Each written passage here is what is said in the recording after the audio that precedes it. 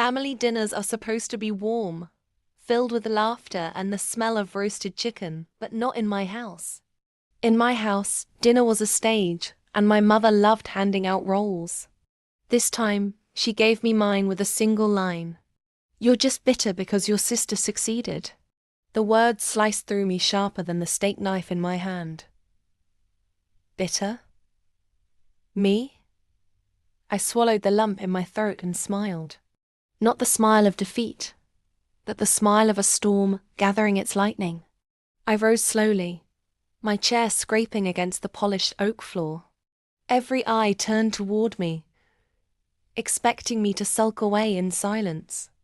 Instead, I leaned across the table and said, clear as crystal, "Then ask her to return the $61,000 I gave her, so we could keep the family afloat, and pay off your loan."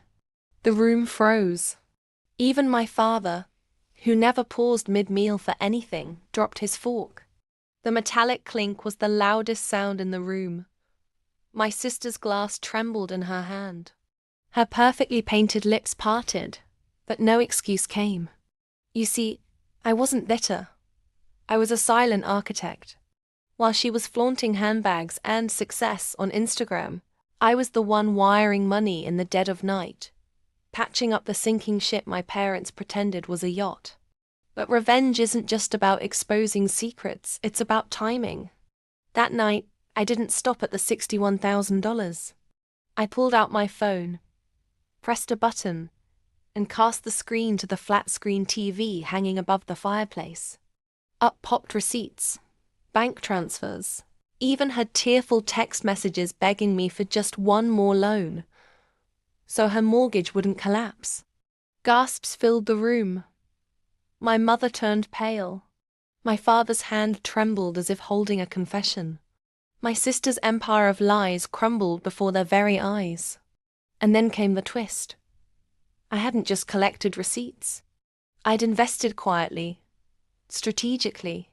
Stocks, real estate, a tech startup now making headlines. While my sister posed as the golden child, I became the actual golden one. So I ended with this. Mom, Dad, I'm not bitter. I'm the reason this family didn't drown. While you handed her the crown, I built the kingdom. The difference? My empire doesn't need anyone's approval. I grabbed my coat, walked out, and never looked back. The silence behind me wasn't defeat, it was realization. The next day, calls came flooding in, apologies dripping with regret. But I didn't answer, because revenge is not about getting even. It's about rewriting the story, so the ones who wrote you off realize you were the author all along.